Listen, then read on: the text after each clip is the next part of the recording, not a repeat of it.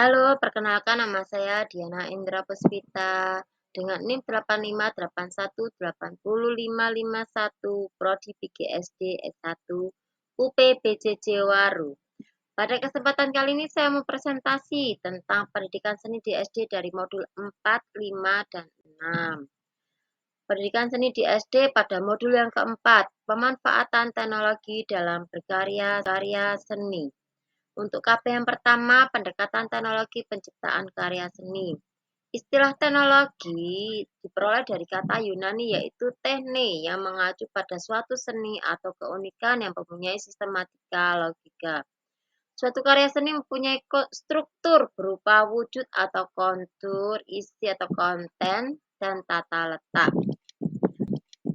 Cakupan teknologi menurut Kunco Roningrat pada tahun 1981 meletakkan teknologi ke dalam deretan hasil budaya manusia dalam pertama sistem religi dan upacara keagamaan, sistem dan organisasi kemasyarakatan, sistem pengetahuan, bahasa, kesenian, sistem mata pencarian hidup, dan sistem teknologi peralatan.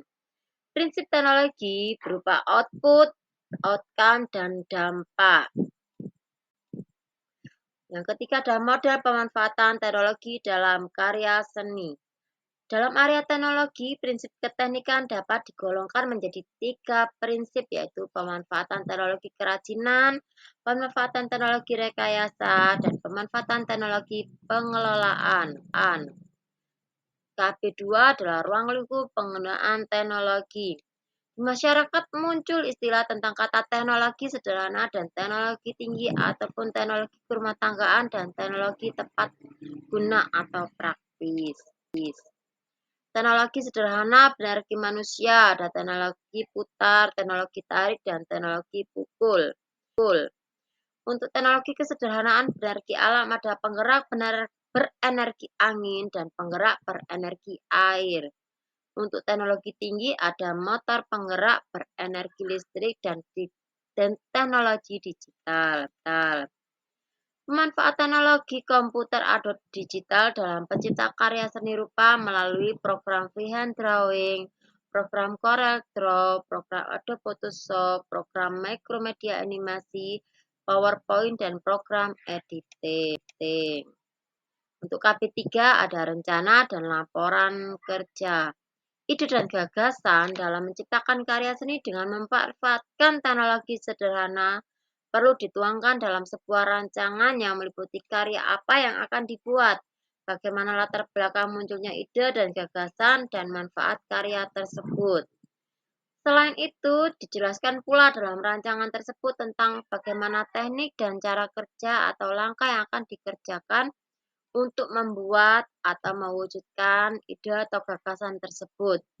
Bahan apa yang akan digunakan, bagaimana karakteristik bahan tersebut, juga perlu dibuat dalam rancangan tersebut tentang kesulitan yang diperkirakan akan ditemui. Untuk model kelima ada olah musik. KB pertama ada bernyanyi. Tentang teknik bernyanyi yang mencakup artikulasi, resonansi, dan beberapa hal yang berhubungan dengan penguasaan lagu serta penampilan.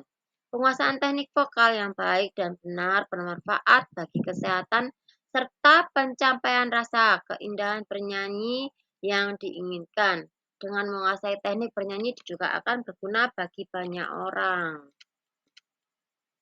Teknik dalam bernyanyi. Ada pernafasan. Pernafasan yang baik sangat diperlukan saat menyanyi. Ada pernafasan perut, pernafasan dada, dan pernafasan diafragma atau sekat rongga badan. Proses bernafas yang baik sewaktu bernyanyi adalah menghirup atau inhalasi, menahan atau suspensi, mengeluarkan atau eksalasi, dan menahan atau relaksasi. Teknik yang dalam bernyanyi yang kedua adalah teknik bernyanyi.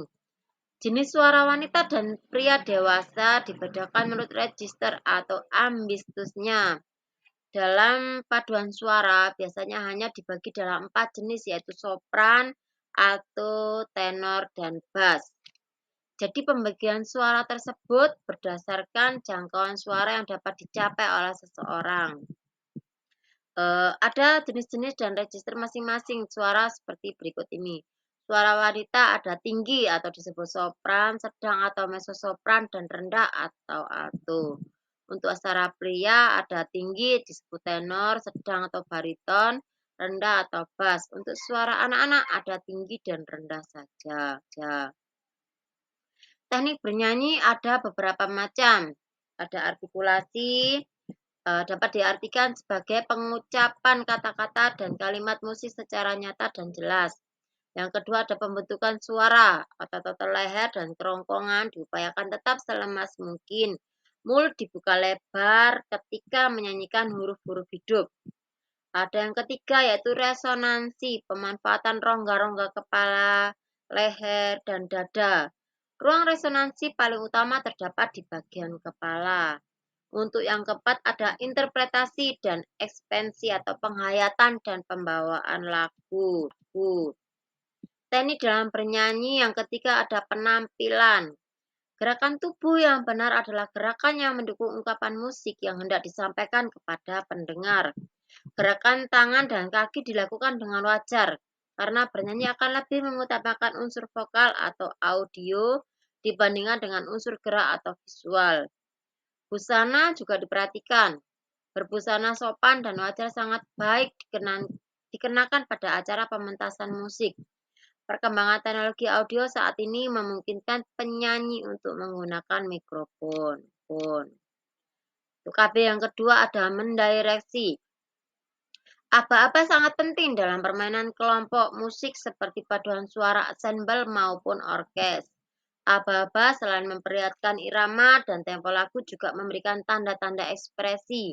Dengan aba-aba yang baik, permainan kelompok dapat menjadi satu kesatuan dalam mengungkapkan karya musik. Dalam permainan musik, pemberi aba-aba adalah seorang pemimpin yang biasa disebut dengan dirijen atau konduktor. Jiwa suatu lagu sangat tergantung dari seorang dirijen atau konduktor dalam membawakannya. Oleh karena itu, aba-aba perlu dipelajari secara lebih mendalam dalam musik. Kita mengenal beberapa jenis aba-aba yaitu aba-aba 1 pukulan, aba-aba 2 pukulan, aba-aba 3 pukulan, dan aba-aba 6 pukulan.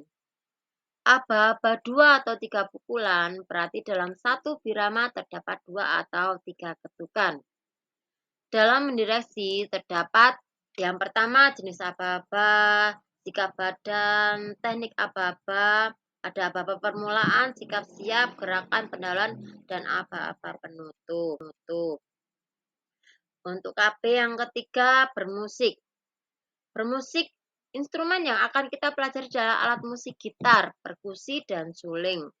Instrumen gitar. Gitar termasuk alat musik kordofon yang dimainkan dengan cara dipetik. Ada bagian-bagian gitar, ada sikap bermain, sistem penelanan gitar, penjarian, teknik petik pada gitar, ada apoyando, tirando, dan strumming. Ada juga gitar solo atau gitar iringan. Instrumen ritme, alat musik yang tergolong dalam alat musik perkusi atau pukul dengan sumber bunyi membran atau idiom. Alat atau bendanya terdiri dari perkusi tak bernada, contohnya kastagnet, woodblock, triangle, guiro, maracas, kabasa, tamborin, dan bass. Untuk perkusi bernada ada contohnya piano atau glockenspiel, xilofon, vibrafon, marimba, chimes, atau timpani. Untuk instrumen suling, suling atau recorder termasuk dalam keluarga alat musik tiup. Alat ini mempunyai mouthpiece dan beberapa lubang untuk menghasilkan nada-nada yang berbeda. Alat musik recorder ini terdiri dari beberapa jenis yaitu sopranino, sopra-alto, tenor, dan bariton. Untuk recorder, sopran dan tenor memiliki sistem penalaan yang sama dengan alat musik non-transposisi atau natural. Sedangkan recorder sopranino, alto, dan bariton memiliki sistem penalaran yang berbeda. Nada C yang dibunyikan pada alat musik ini, sopranino, alto, dan bariton sama dengan nada F pada recorder, sopran ataupun tenor. minor. Dalam memainkan instrumen suling terdiri atas cara bernafas, cara meniup, cara memegang sulingnya, posisi tangan, posisi jari, dan bentuk jari, dan cara menekannya. Ada juga cara menala. Yang keenam, ada modul penciptaan karya musik anak SD. Ada yang KB pertama, penciptaan nyanyian untuk anak SD. Ada yang A, karakteristik lagu anak. Terdiri dari melodi. Melodi untuk lagu-lagu anak SD tidaklah seperti untuk orang dewasa.